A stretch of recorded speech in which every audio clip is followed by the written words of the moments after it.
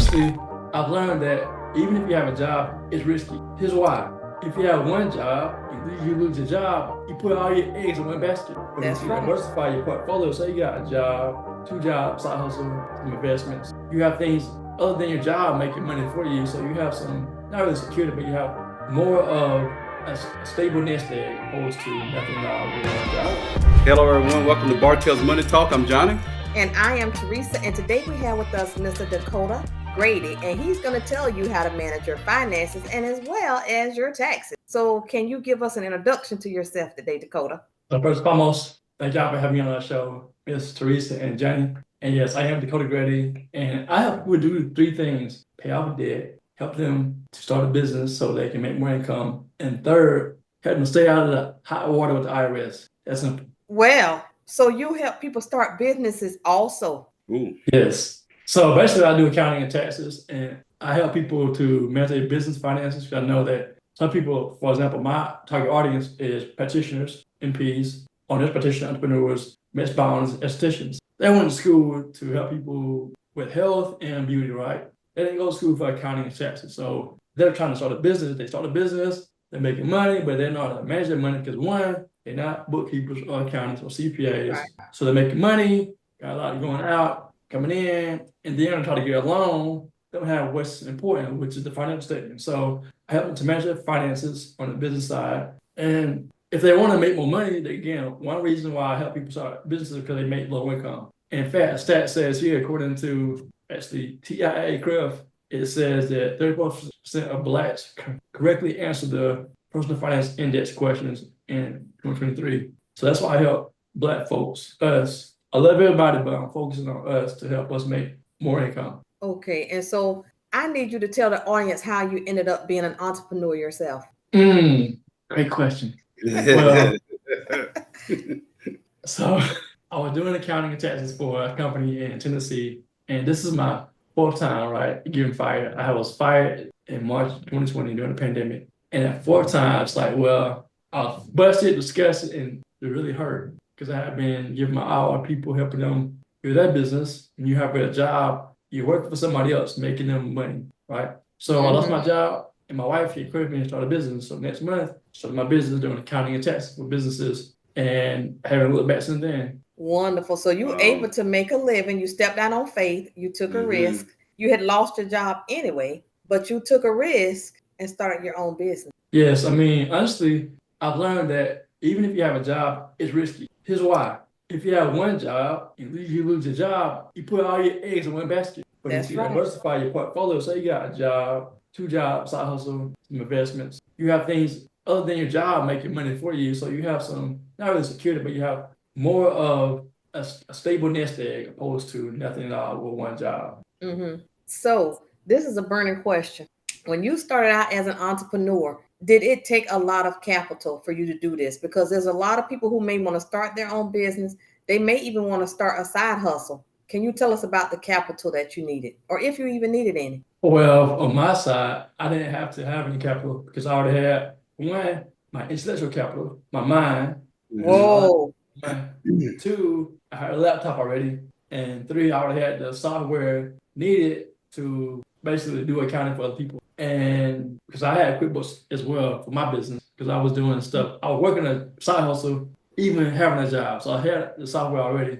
All I needed was exposure and hang my sheet and say I'm in business and put myself out there too. So I didn't have any loans. I don't have any loans today because I don't believe in debt in my business or personally. The only debt I believe in is for a house, and that's it. But my goal is to help people make so much money that they can purchase anything that they want with cash. I know, because if you play the game of Monopoly, although there's a bank, my goal is to help you make so much money. You can buy a property with cash money. If you buy one property with cash and it cash flows, let that property cash flow your next property and keep going, and you keep on doing the same thing, replicate that business, and you don't have to go into that. The reason why people borrow money, in my opinion, is because they don't have the money, cash, to do it. Right. Okay. Well, I That's know you true. got some burning question off that. Well, I do, and I like what you said that help people make a lot of money. So I guess one of my first questions is, since you help people like businesses and especially women with their taxes in the business, what are some of the most challenging things that you have seen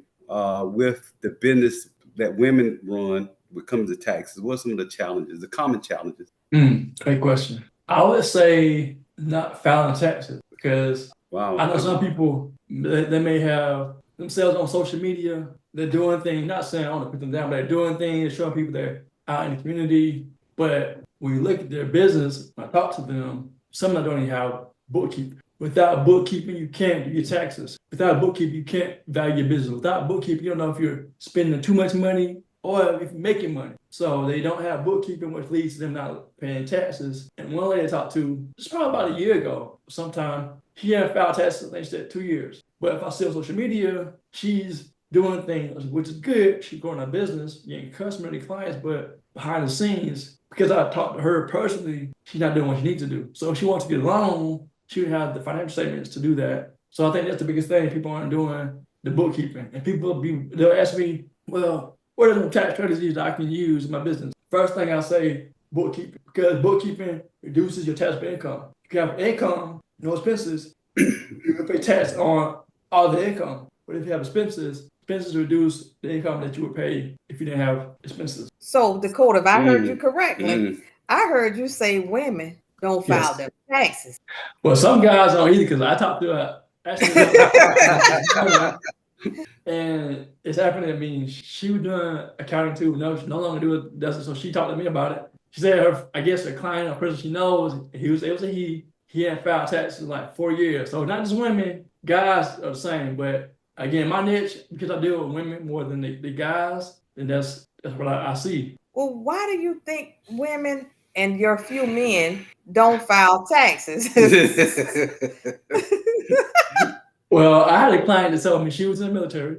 And this client she's a tax client, but she also does personal finance too. She told me she didn't know that she needed to file taxes because she was in the military. She did. I mean, a friend of mine told me she don't know how that happened, but because there are resources there to help people with their finances. So I'm like, she said she didn't know. Maybe they just don't know, or they think that the business taxes are separate from the business taxes, and they are, but it depends on the type of entity you are. For example, if you're a single member LLC, then the IRS sees you and the business as the same, right? However, if you are, well, in that case, you would file your taxes with your personal taxes. You will have a Schedule C attached to your personal tax return, your Form 1040. However, if you have a S corporation, that entity is separate from you. You own it, but the business also is separate from you. So the IRS sees the business and you. So any income that is reported for the business will pass through from the business on the Form K1, and you report income on your personal return from that K1. So people may not think about, or they may not know that they have to file taxes for the business and themselves, or just for themselves, including income expenses from the business. So it just depends on what the person knows, in my opinion. Okay, and then what I want to ask you too, Dakota, is like when you made the transition to go into business for yourself, how did you get clients? Because that is a major problem for people who want to step out on their own. Great question. Well, I would say first 3 clients I think were a brother of mine. There's a brother. I got 5 brothers, 7 of us actually, but a brother of mine, a family friend who knew me. He was starting a business, wanted to start one with his cousin, and a client of mine who I went to church with her and her husband. Then thinking about another client, I wanted to speak to his association. He was a dentist, and I talked to him. He needed bookkeeping help. So those are the ones I can remember vividly. So just being known by family, friends, and then just putting yourself out there. Again, I reached out to a lady, and I forget how I got in contact with her, but she was a dentist too, and I wanted to speak to her association. She connected me with the president, and he just needed some help with his business, and it led me to he became a client, him and his wife actually. So now I'm thinking about just get known. So for me, I'm on Facebook, Instagram, LinkedIn, TikTok, YouTube. I'm out in the community. My goal is to blow up. Like I want to blow up like a time bomb, meaning I want to be known around the world. And I said to y'all offline, I want to be known for Jesus, money, and business. Amen. Yes. So that's my goal. Well, I think you're going to meet your goal. What you want to add to that? I think I like that Jesus, money, and business. Yeah, you got a question for him? Because I always can come up with a question. Well, I do, but if you got one, go ahead. But I do have a question for him. So we talked about like the business owners, and I was really shocked to understand that a lot of business owners don't file. Well, women business owners, some men don't file their taxes. That's kind of shocking to me, because especially you mentioned the military. The person was in the military and they didn't know about filing taxes. Cause I didn't get that piece. But I But guess if they didn't see their parents filing taxes, I mean, I could easily see it happening, but Well, a client, actually, a friend of mine was also, I did a podcast interview with her, and she was saying the same thing. She was like, how did she not file taxes? Because the resources available. So I'm like, maybe she was, I don't know. I don't know, but yeah, I filed taxes for her at least maybe 3 years. It was because she was behind. So I had to get it caught up. And so it's like, it happens. But honestly, I'm a part of different programs. I'm not getting paid for them, so I'm not going to say who they are. But anyway, and what I see mostly is women. I'm serious. Like when I was in Tennessee, I went to a business program. It was about 2 dudes and me and another guy. Most of the people in the group were women. There have to be about at least 20 people in the group. Part of the group now, the same group that we're part of now. And most of the people in the group are women. You got a point there. What I notice is women are killing the game. And that's the thing.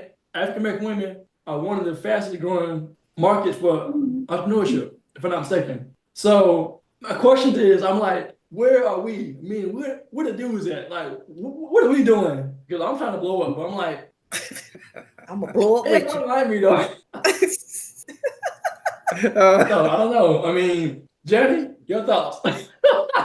Well, that's a good question. I mean, a lot of times, in my opinion, I'm just thinking, it's that first step, right?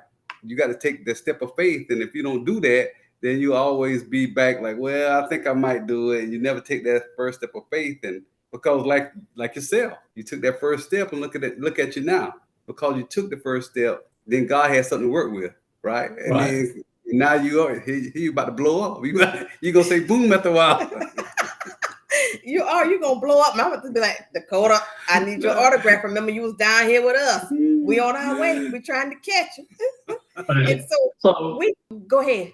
So I think honestly that just thinking about it for a moment, historically women have been like, I guess, put down per se, haven't had as many rights as men. But now that women are empowered, they're saying there's no limitations on me. We can vote, we can be CEO of the companies, even maybe possibly a president of the country. So it's like they're breaking through the limitations, the barriers that were once there, and saying we've been held back for so many years. Let's make something happen. I think that's why for me, my passion about helping us. I was really ashamed to say that because being a follower of Christ, I know that there's no black or white. It's all either you're with Christ or you ain't. That's bottom line, right? No Jew, no Jew or Gentile, none of that, right? But I live in America. I'm a black man, and I know I'm black, basically. That's bottom line. So I kind of look at through that lens, but I also realize that I am in America. I'm an African American man, and as a culture, our culture has been like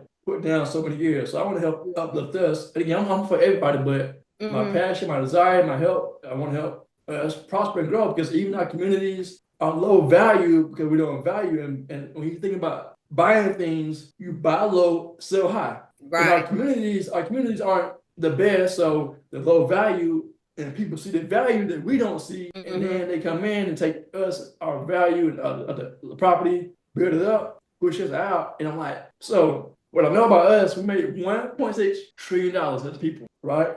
But the stat tells me, it says that the McKinsey Institute said 43% of black workers are in jobs that pay less than $30,000 annually. If you're making that much money, it's hard for you to build wealth. Do y'all agree? Right. Yes. Yeah, it is. So that's why my goal is to help people start businesses. Because if you make low wages, you can't really prosper. You can't, but it's a hard grind, basically. So get your income up, pay off your debt, build assets, businesses, digital assets, courses, ebooks, audiobooks, get some real estate if you can, invest in stock market, buy things that are going to allow you to own things, not just cars that go down in value, clothes, shoes, jewelry, gadgets. That's what we buy. Look good, and we broke. And that ain't good. But Dakota, we told you we wasn't going to keep you but a certain amount of time. But there's one more area that I want us to discuss before we let you go. And I want us to discuss what you've seen with personal finances in the African American community. All right. I'm gonna start for y'all.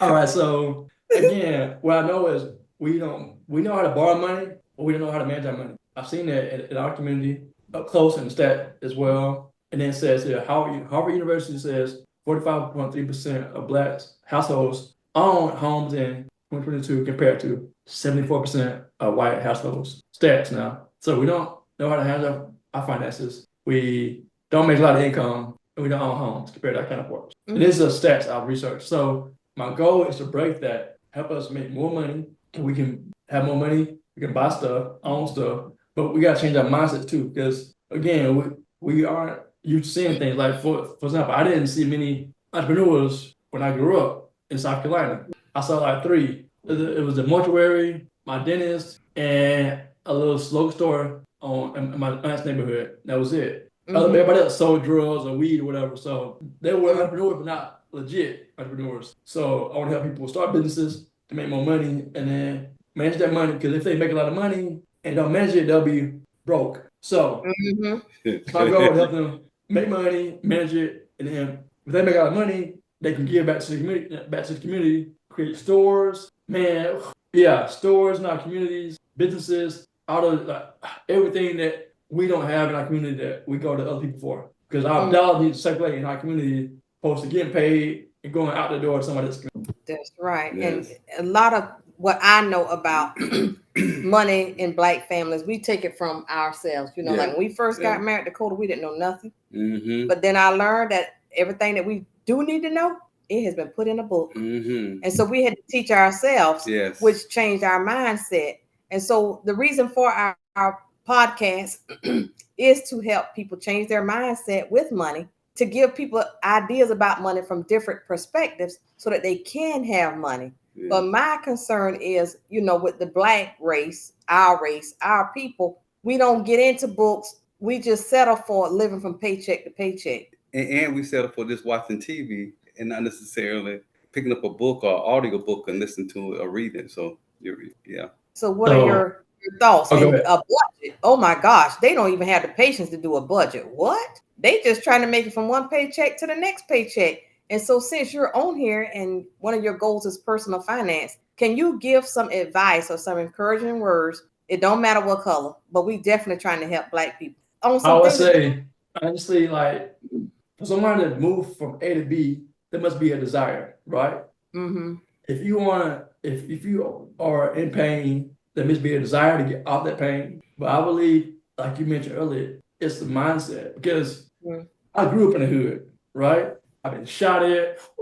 And it's like, I don't want to live that kind of lifestyle. Amen. And I'm like, I was in the hood, but I don't want to stay in the hood. So it has my mindset changed. And one thing that I love about Martin Luther King Jr., he knew in order for us to come together and move forward from past Jim Crow. Of course, I wasn't born then, but reading the book, like you mentioned earlier, reading a book, I think it's called Where Do We Go From Here? I believe I mentioned the title, but he basically said in watching the video, what really broke Jim Crow, in my opinion, was economic power. Because when people boycotted the buses, who was on the buses mostly? Us. We didn't own the buses. We rode the buses. And even to today, like look at the infrastructure here, it's like my mentality is ownership. Because when you own stuff, you control it. That's right. Because if you look at what's happening across the country about gentrification, the people who are in these houses or apartments, they don't own stuff.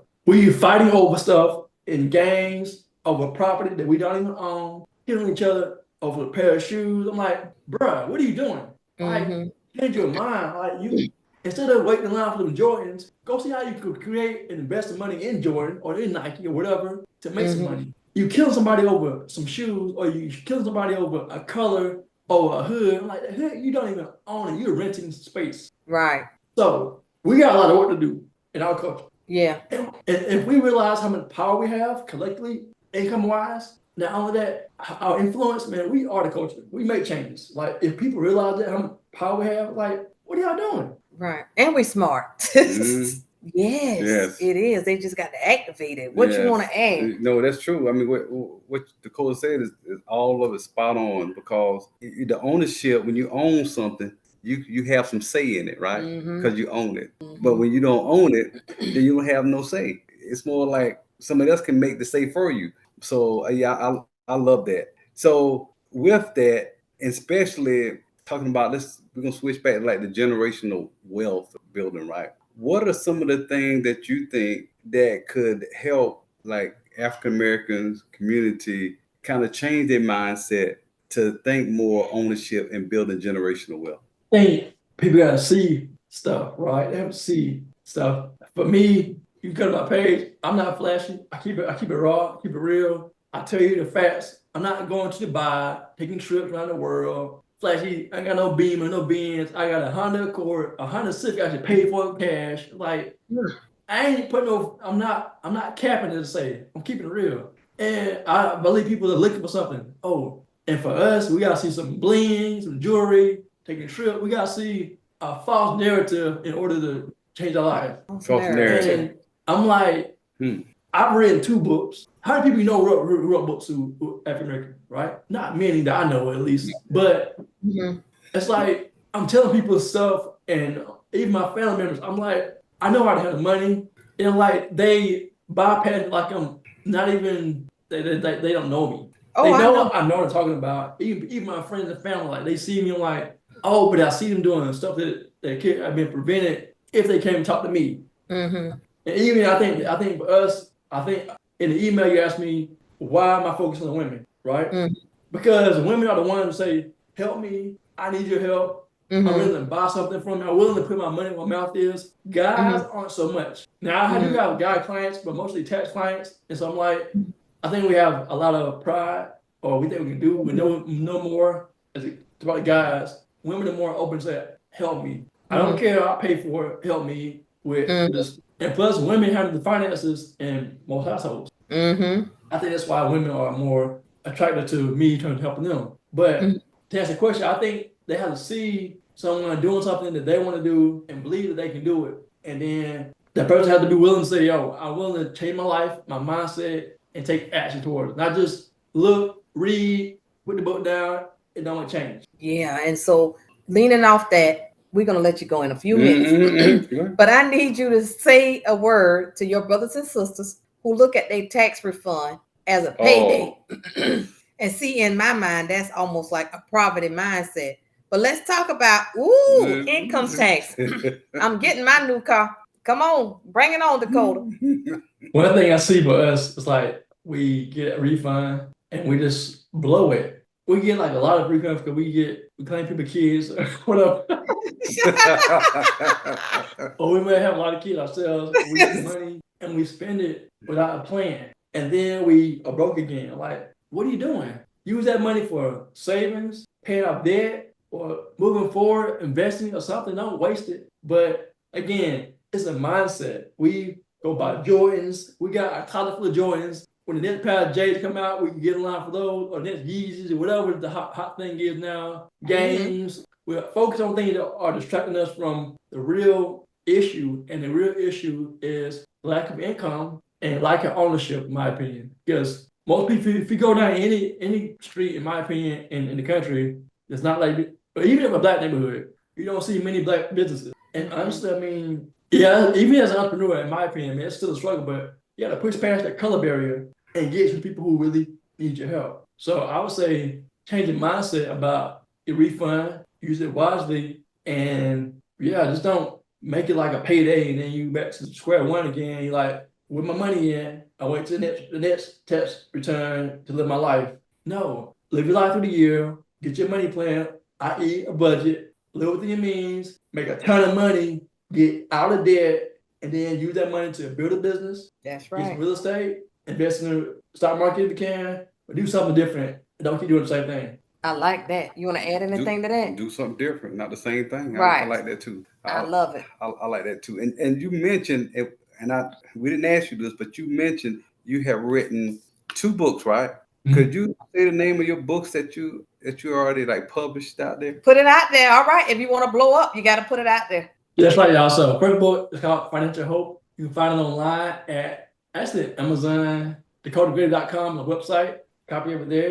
And that one's in audiobook, ebook, and paperback. Self-published, y'all. My recent book, Broke, published there 2 years ago. And Okay, it's bring that available. book a little closer so the You audience said, can you see. said broke, huh? Bring the book a little closer. Come on now.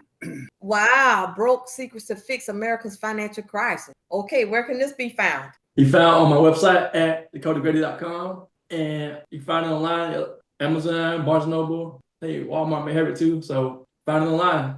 Okay, and just to Alright. be a little nosy, since we friends, what's that book behind you to the left? It has DG on it. The black book, what's that? It's actually a journal. Oh, wow. You don't think you need to let the audience know about the journal? Yeah, so the journal is basically a journal. Nothing's fancy. But if you want to journal your things that you're going through financially or not financially, you can email me at Dakota@DakotaGrady.com for a copy of your journal, and I'll send you one. Of course, there's a fee for it. $15, y'all, for the journal. Hey, I'm in business. I'm an entrepreneur. Okay, all right. All right. I have drained his brain as for now. All right.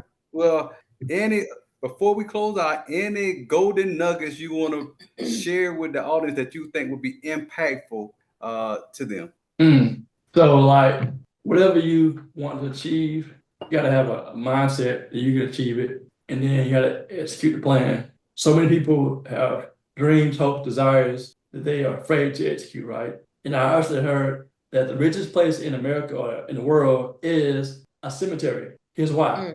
Because people, they die with dreams inside of them that never become reality. You live one time, why not go for the gusto? If your dreams, hopes, your desires, keep failing forward, because entrepreneurship is hard. It's not for everybody. But if you are an entrepreneur, keep grinding. If you aren't an entrepreneur, keep grinding. But whatever you do, you matter. You are valuable. Keep pushing, keep going, and make it happen. Thank y'all for having me on your podcast, Ms. Theresa and Johnny. Thank you so much for joining us, Dakota. You are so much fun. We are definitely going to be bringing you back. Yes. Thank y'all. Appreciate y'all. All right. So until next time, if you like our content, please like, share, and subscribe. And for more fresh content, and Dakota, until next time, sir, thank you for joining Bartelle's Money Talk. Thank y'all for having me. All righty. You're welcome.